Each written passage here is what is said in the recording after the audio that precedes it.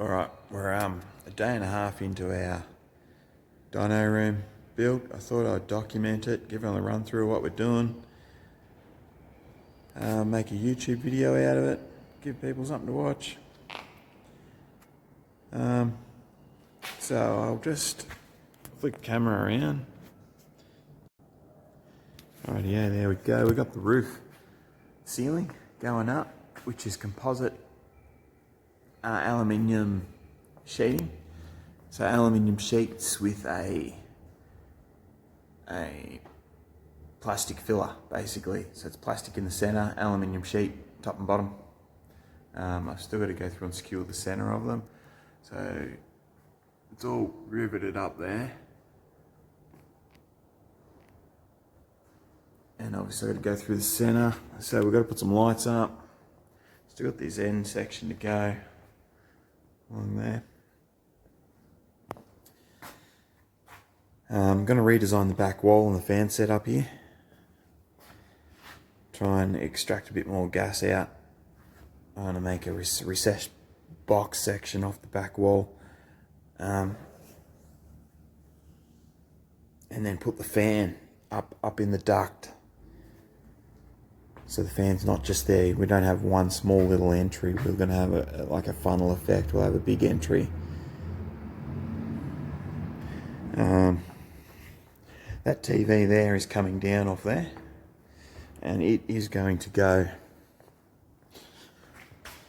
up here on the front. There'll also be a roller door which will come down so we can close it off and keep it all clean, or if we've got a car that someone's just built, it's going, and we've had instances before where the car's been built, they go in a street machine, they don't want anyone to see them until there any photos taken or any of that. We can put them in there, close the door. And then in place of this TV will be two smaller TVs. So I can run two screens so I can see more information at once instead of the one screen. The walls will be done out of the same stuff as the roof, up the top half. And then the bottom half will be done out of acoustic panels. Most of the noise is going to be down low. We want something to kill the noise inside the room. So the last dyno room we had was fully plastered. And the issue I had, you'd go in here and even your voice would sound funny bouncing off the walls. So I just want something to muffle the sound slightly so it's not ridiculously loud in here. You see it's all of a sudden got dark in here, put the ceiling in there, so that's going to be one of today's jobs, is get some lights up, which I'll probably run the lights on this side in the center of this panel. You see the join of the panel there. So we're going to put one here, one across that join possibly, and then we'll come up and then one across this join here. Will be the plan, right in the center, and that will reduce the amount of rivets I've got to do. Anyway, I shall get into it, and then one more thing, all this cable here is all going to go up. Nothing, I'm going to have no cables apart from the AFR, the wideband sensor for the exhaust. I shall have no cables on the ground. Makes it easier sweeping the floors, nothing to trip on. Just makes life a hell of a lot easier. So all the cables are going to come out and then go up to the roof, run along the roof, the ceiling there, and then hang down so I can hook them in the engine bay. And the power will be the same. The power on this side for the dyno. There's the power plug. It's on the back wall at the moment. That is going to go straight up. The socket's going to be on the roof and plugged in at the roof. The switch will still be on the back wall in the same position, probably, or around about the same position. So we can turn it on over there. Obviously power points in the walls, and I'm going to have some power points dangling on chains as well, coming from the ceiling. Haven't decided on that window if it's going to stay or going to go yet. It'll probably stay, but we'll see what happens. And then, yeah, in this spot here that comes back there will be a bench in there, and I'm probably going to use this wall to hang up parts, holly parts, jets, put a shelf in there, like a cabinet, somewhere to store all jets and all that sort of stuff. The bench, I reckon I'm going to go to Bunnings and buy a flat pack kitchen. I reckon is the way to go. And I've got cupboards underneath, bench on the top. And obviously a door in the corner there, so you can access the room without having to pull the roller door up.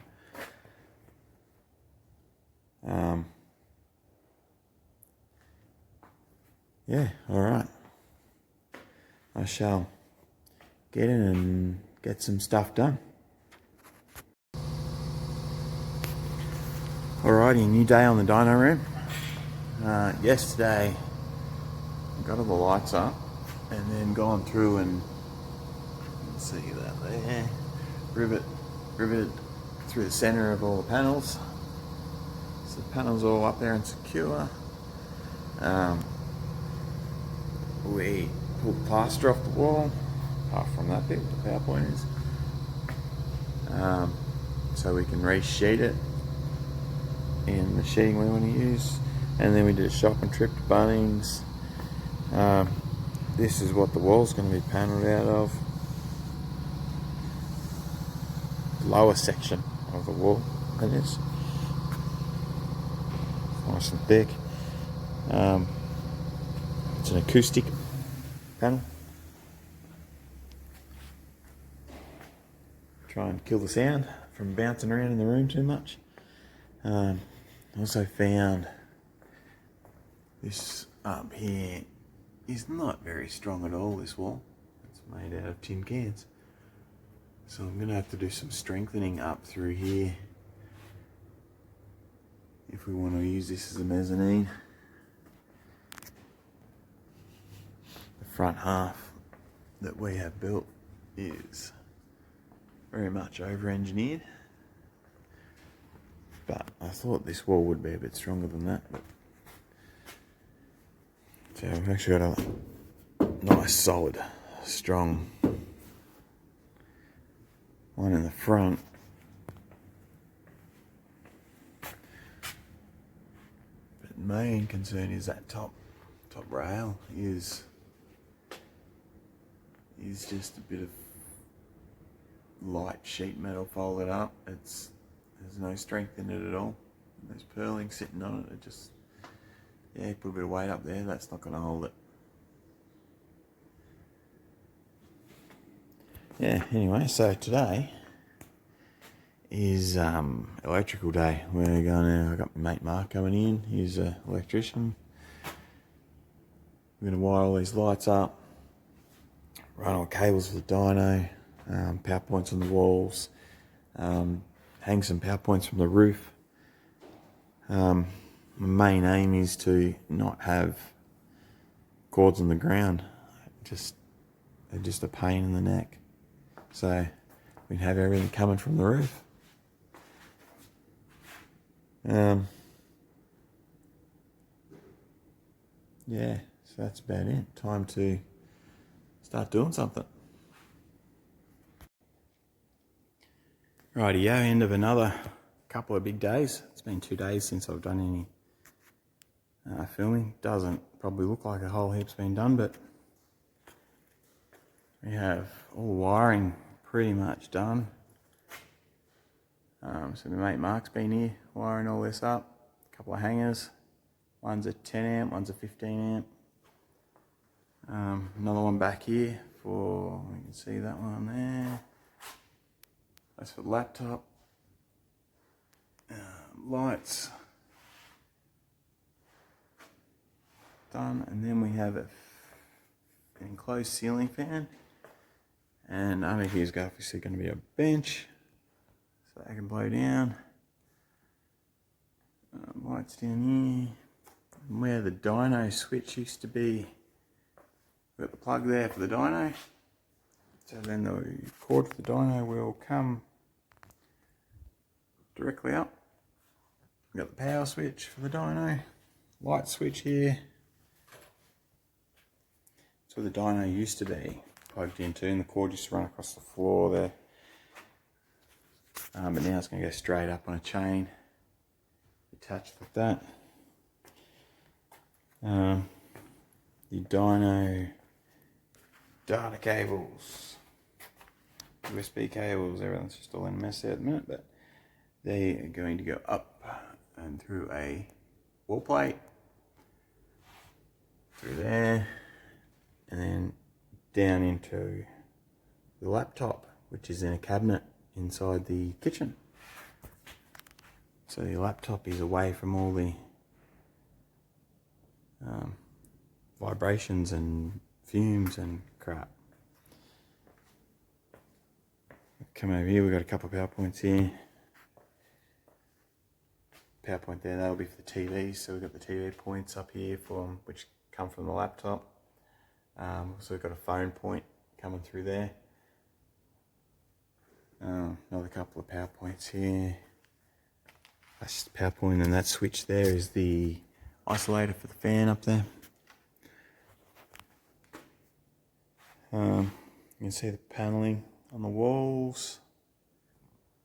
Got fascia boards, top and bottom fascia boards to do yet, but the acoustic panels going up, they actually look pretty cool. Now help kill the sound, keep the sound down. You'll see soon, but there will be an aluminium strip which will run along, and then on each join of these panels here, it's hard to see there, turned on, so the join, the aluminium strip will run down as well. So each panel will have an aluminium strip in between the joins just to hold it, stop the ends from coming apart, fraying. That one's got to be cut to go in there.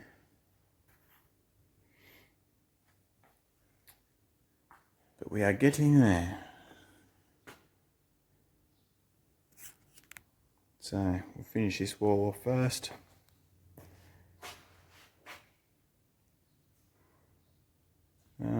Get that panel on, attached up, and then that wall can stop for a bit. I'll do all the stripping all at once. Once that wall's done, we're actually going to sheet the top half of that wall. We're actually going to modify the whole fan setup. In there, it's going to be completely different. So we'll sheet the top half, the bottom half be left alone.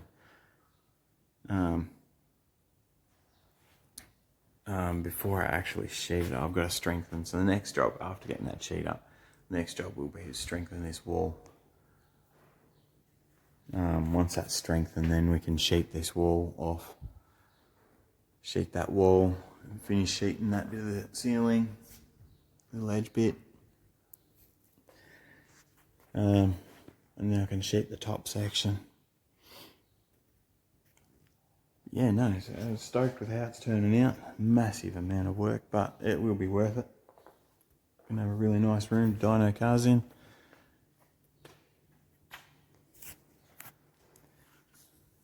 Yeah, anyway, I shall go home.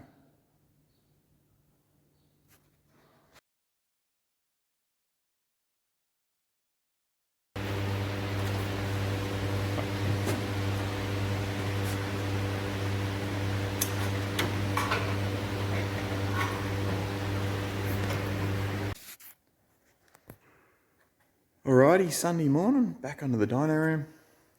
As you can see, we have lights. Troy McKinley Electrical was in during the week, wired it all up, put in a subboard. So the whole dyno room runs off this subboard.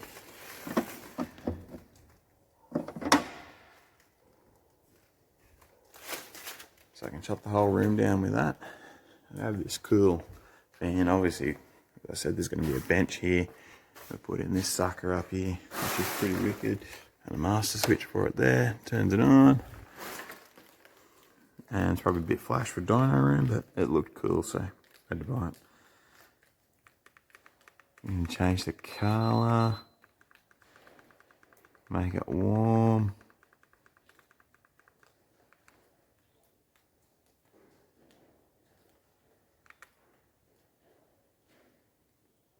Pretty cool. And then you got the fan, then you can make the grill spin. So the idea with that is it's just above the bench, and we can also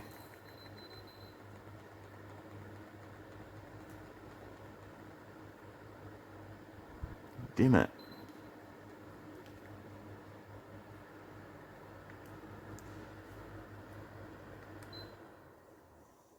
So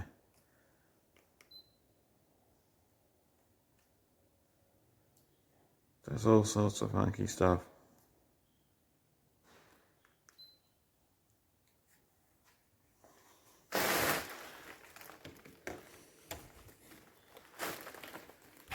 Like I said, a bit flash for the Dyno room, but that's the job.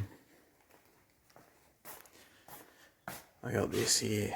I'm only using 3 points. We got the Ethernet, which the phone's going to be connected into. Got the HDMI, which will go to one screen, and then we got the VGA, which will go to the other screen. So yeah, it's Sunday, and today's job is to basically get the room functioning again so I can use it. Do some tunes and stuff.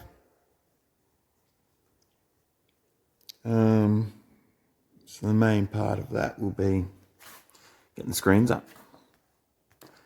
Get the screens up, plug some wires in, and then we are going and get the weather station on, which is sitting down there on the bed. Got the weather station, that's going to go up here on the wall. Yeah, alright. Let's get into it. Right, yeah, the screens are up. You see this one here is in plugged into the HDMI, and this one is plugged into the VGA. It's hard enough you can see there, but the clarity of the HDMI to the VGA is massive. So what I'm going to get is a HDMI converter, which will convert it to 1080 from the VGA. So it'll come out of there as VGA, and then the converter will be on the back of the TV, which will upscale it, clear it up a bit. But yeah, 2 screens on, dual screen set up. So we can see more data. Looks cool.